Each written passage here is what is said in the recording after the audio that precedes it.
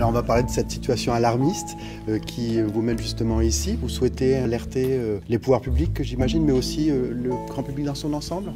Oui, l'idée, les usagers, l'idée c'est que l'hôpital de Valence draine quand même un gros territoire sur Drôme-Ardèche, parce qu'il y a des spécialités qu'il n'y a pas sur d'autres hôpitaux avant d'aller sur des CHU.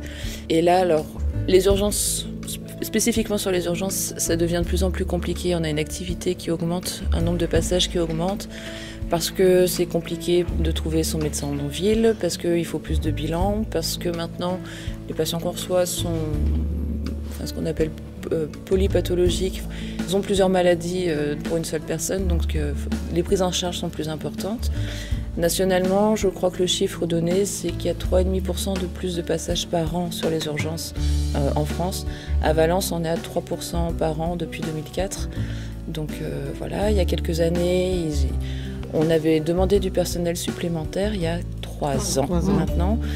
On avait fini par obtenir, au bout de 3 semaines de mobilisation, pétition, un piquet sur les ronds-points, présence sur les marchés.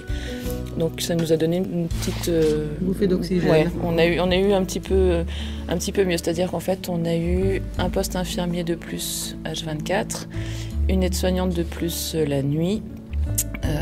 On a eu un service de brancardage qui assure 18 heures sur 24 et un agent de sûreté présent H24 sur les urgences. Ça pendant un an et demi, on a franchement senti la différence.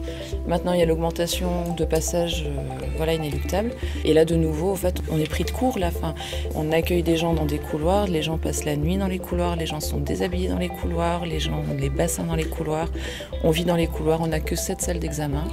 On a une pièce où on peut mettre 7 brancards. On a une pièce qui est utilisée où on met un brancard en plus, c'est normalement la salle de bain. Et après, ce sont les couloirs et les couloirs et les couloirs.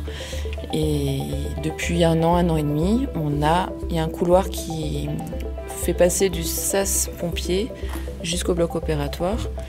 Et maintenant, depuis un an et demi, c'est acté.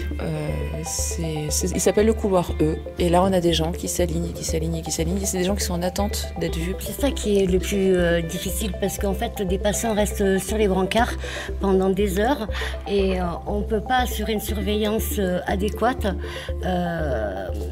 de ces patients. Et du coup, notamment et pour eux et pour nous, c'est dangereux. Bon, après, humainement, c'est indécent, les conditions d'accueil. Alors après, les gens sont plutôt bienveillants avec nous, parce que ce qu'on notait de violence et d'agressivité il y a 4-5 ans, ça a beaucoup moins cours actuellement. Et vraiment, les gens le subissent, mais ils n'en ont pas après nous. Après nous, par contre, on en a après.